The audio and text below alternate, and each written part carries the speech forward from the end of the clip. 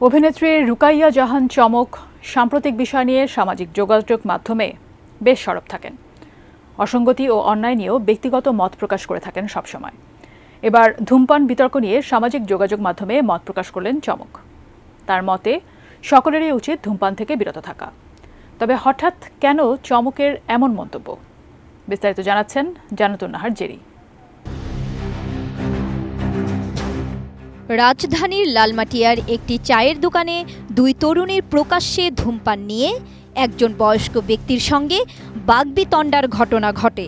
এরপর আশেপাশের লোকজন জড়ো হয়ে দুই তরুণীর উপর চড়াও হয়। পরে পুলিশ তাদের উদ্ধার করে থানায় নিয়ে যায়। এ ঘটনার পরই উত্তপ্ত হয় নেট দুনিয়া। বিষয়টি নিয়ে কথা বলেন স্বরাষ্ট্র উপদেষ্টা জেনারেল অবসরপ্রাপ্ত জাহাঙ্গীর আলম চৌধুরীও। তার মতে ওপেন জায়গায় সিগারেট খাওয়া কিন্তু নারী পুরুষ সবার জন্যই নিষেধ।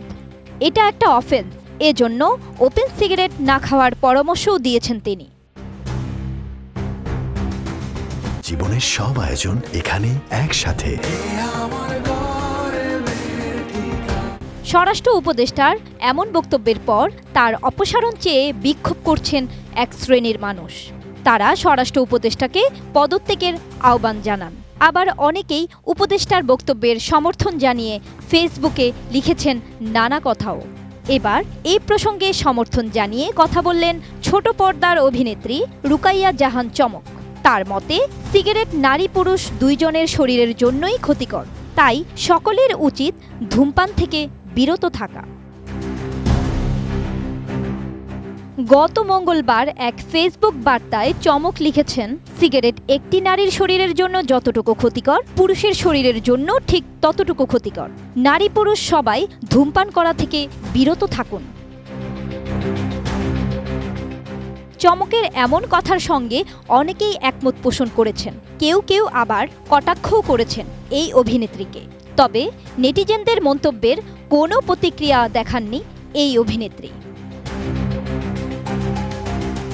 বিশ্ব স্বাস্থ্য সংস্থা WHO এর তথ্য অনুযায়ী যে কোনো প্রকার তামাকই প্রাণঘাতী। ধোঁয়াযুক্ত তামাকজাত দ্রব্যে প্রায় ৭,০০০-এরও উপর রাসায়নিক পদার্থ থাকে। এর মধ্যে কমপক্ষে ২৫০টির মতো রাসায়নিক পদার্থ বিষাক্ত ও ক্যান্সারের কারণ হিসেবে পরিচিত। পরোক্ষ ধূমপানও মৃত্যুসহ স্বাস্থ্যের জন্য নানা ধরনের ক্ষতির কারণ হয়ে দাঁড়ায়। যে সকল ব্যক্তি জীবনভর ধূমপান করেন তারা গড়ে কমপক্ষে ১০ বছর কম বাঁচেন।